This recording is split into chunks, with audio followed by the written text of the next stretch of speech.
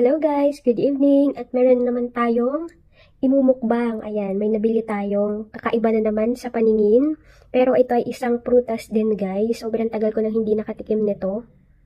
Ayan, 10 years ago na yata yun. Nung nasa Quezon Province pa ako. Sobrang bibihira lang nito guys. Ayan. Kung familiar kayo dito sa prutas na ito, anong tawag sa lugar ninyo yung ganito? Ayan, ang tawag dito sa amin sa Quezon ay limuran. Alam niyo ba kung anong puno yung may bunga na ganito? Ito yung bunga ng ratan. Ayan, yung ratan na matinik.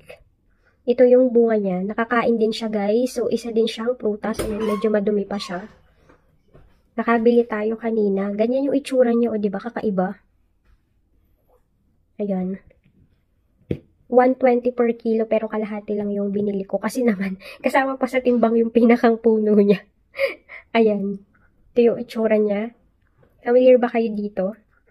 Ayan. So, kukuha tayo ng isa. Ito nasa dulo. Titikman natin siya.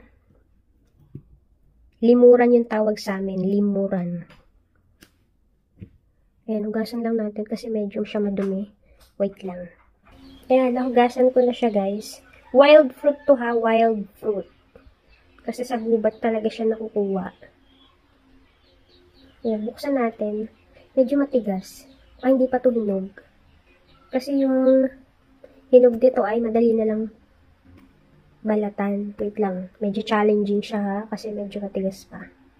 Wait lang guys. Ah! Ayan, kinagat ko na siya. Kinagat ko na yan.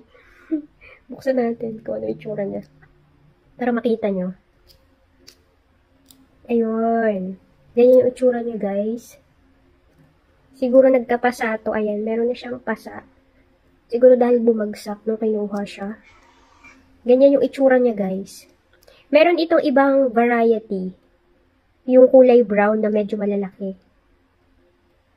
Nung nakikita ko din minsan na minumukbang ng ibang bansa. Ayan, kamag-anak ito nun. Ayan yung itsura niya guys. Ayan, pasensya na yung kuko ko. Talagang medyo may mancha kasi nagbalot ako ng gabi. Na mancha siya sa sa kuko. Ayan. Yan yung itsura niya guys. Pero dun sa amin sa Quezon, yung itsura niya, hindi ganito na nahihiwalay. Isang buto lang siya oh. Ayan. Tinikman ko. Asin! Sobrang asin niya. Hindi pa siguro to hinog, guys. Kasi ang lasa ng hinog nito, matamis na maasim. Pero yung natitikman ko lang ngayon, sobrang asim. Ganyan yung itsura niya. Ay, ganun yung lasa niya pala. Ayan, yung balat niya. Diba? Ganda ng balat niya.